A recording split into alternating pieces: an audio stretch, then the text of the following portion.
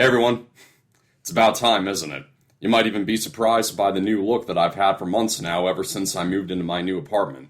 Yeah, sorry it doesn't have the prehistoric motif of my bedroom that you guys are used to. It's been well over 4 years since I started on the review series of the Land Before Time movies, and before Journey of the Brave came out, I managed to review movies 1 through 7, as well as number 10, The Great Long-Necked Migration. There are 5 remaining, so we'll take it from the top with my long-awaited review of The Land Before Time 8, The Big Freeze. Just to let you guys know, I'm going to be doing these reviews a little differently than what you remember. In the years since, I've evolved as a movie reviewer, and to be honest, I'm not fully content with my past reviews. What I did was just give a summary on everything that happens in the movie, stopping to comment on whatever I could. Frankly, the thought crossed my mind of redoing all my past Land Before Time reviews, but they all earned 10,000 views apiece, and most of you seem to really like them, so there's really no use in starting over now. Nevertheless, I'm going to be making this and the following reviews more concise and to the point. I think one of the reasons that I haven't been jazzed about getting this review out there is that The Big Freeze is not one of the Land Before Time movies that I have strong feelings for. I don't love it like I do movies 1, 4, 5, and 7, and I don't despise it like I do The Wisdom of Friends, which I will say I am looking forward to tearing apart. At the same time, though, I do have complete thoughts on it, and just like before, there are going to be spoilers in this review. The first thing I can comment on is that The Big Freeze has easily the worst segue from opening narration to story in any Land Before Time movie. It starts with the usual introduction to the dinosaur world, bringing back John Ingle's narrator after movies 6 and 7 began with voiceover from an on-screen character. What the narrator does this time is list off little similarities between dinosaurs and humans. Some could jump, some could swim, some could whistle, and sometimes some had a hard time getting to sleep. Yeah, that's somewhere in the fossil record. So in this movie, Ducky has become very agitated with Spike because he's lately been keeping her up at night, rolling on top of her and snoring loudly. Having difficulty in expressing her feelings, Sarah teaches her how to look and act mad.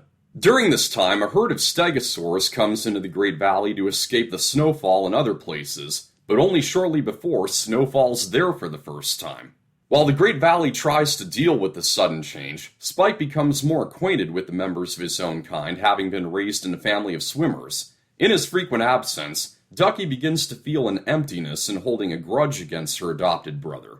And all the while, there's an elderly Pachyrhinosaurus called Mr. Thicknose, voiced by the late Robert Guillaume, most famous as the voice of Rafiki in The Lion King. Mr. Thicknose is a resident of the Great Valley, highly respected for his extensive knowledge. While he tries to teach the kids about history and different ways of life, he gets to having a beef with Littlefoot for asking him too many questions, afraid that he may steal away his dignity and discover some things about him that no one knows.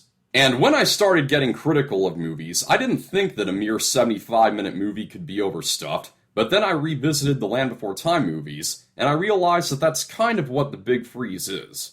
Before I explain, I want to say that in isolation, I really like Ducky's story. I like that it does something different with her character and shows a different side to her, which I think it does a lot better than the TV episode The Search for the Sky Color Stones. And when she and Spike come back to each other and she forgives him, it's one of those moments in the series that does still kind of hit me here. Though there is a flaw in her story, which I have mentioned before. I know in my talk with Aria Curzon, she said that she never felt this way, but I can't help but feel like towards the beginning, Ducky's character is a bit exaggerated. It takes Sarah's help to realize that she's mad at Spike. As kids, my brother and I cracked up at her response to this peculiar revelation. Mad? Yeah. Really? What do you know?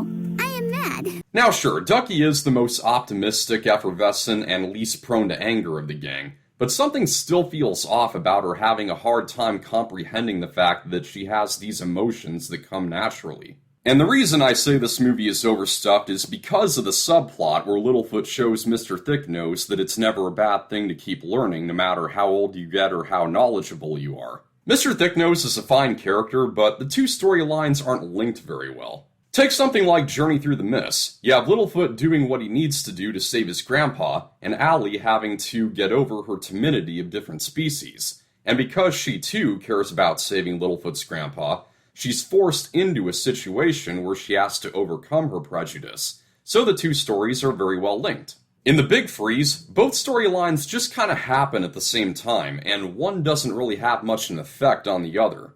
All that happens is Littlefoot, Sarah, and Petrie look for Ducky in the mysterious beyond after she goes out looking for Spike, and Mr. Thicknose goes with them, giving him and Littlefoot a little more time to understand each other. And that's it.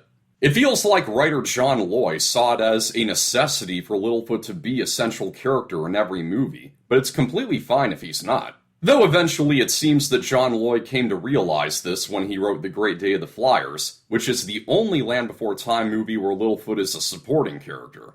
Another pacing issue is brought about when the kids are out in the mysterious beyond during a snowstorm, and for some reason, the movie finds it necessary to cut individually to each of their parents calling out their children's names.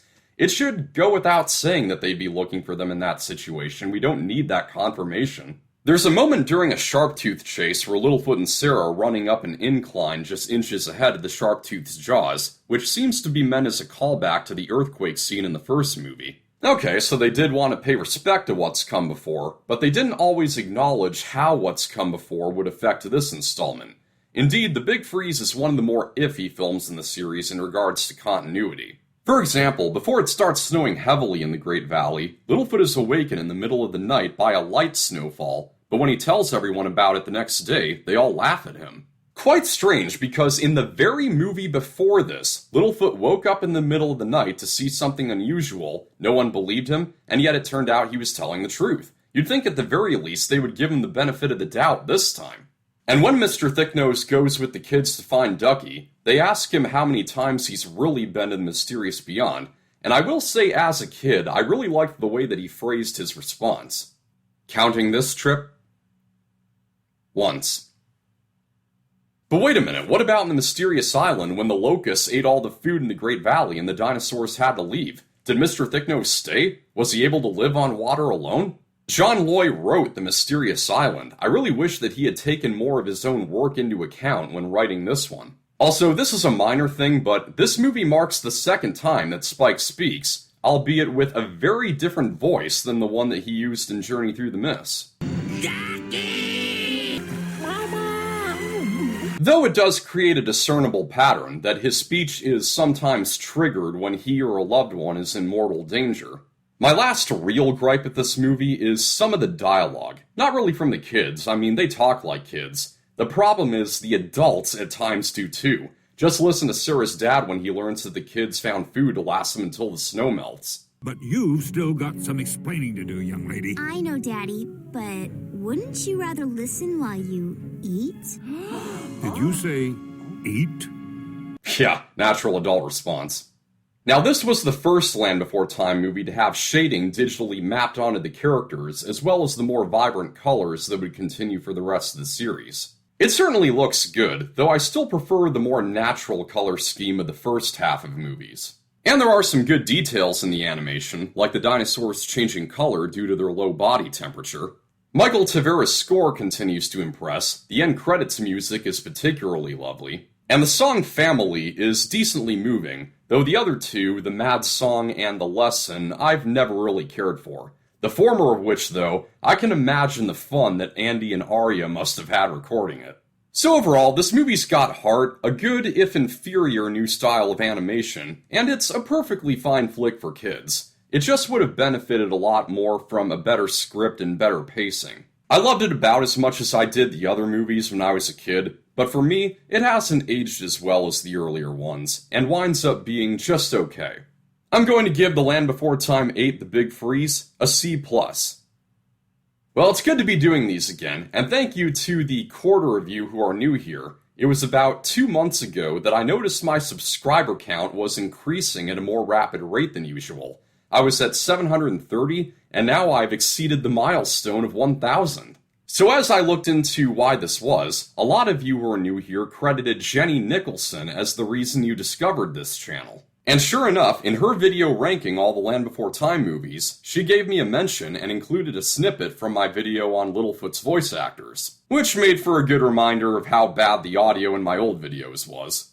So thank you very much, Jenny. It's so awesome to get that kind of recognition from someone with 500,000 followers. Be sure to check out Jenny's video on these movies. She has a very interesting take on them, to say the least. Just don't listen to what she says on Journey Through the Mist and Stone or Cold Fire. As we all know, those movies are lit. So you can keep watch for my review of the next movie in the series, The Land Before Time 9, Journey to Big Water. And if you want to hear from me more often, you can check out my other channel, Popp Culture. I'm trying to be known a little more as a reviewer of movies in general, so I would really appreciate it. Click the link in the description if you're interested. That's a wrap. Thank you for watching. I hope you enjoyed this review. Like and share, subscribe for more. I'm your host, Alex Popp. Catch you later.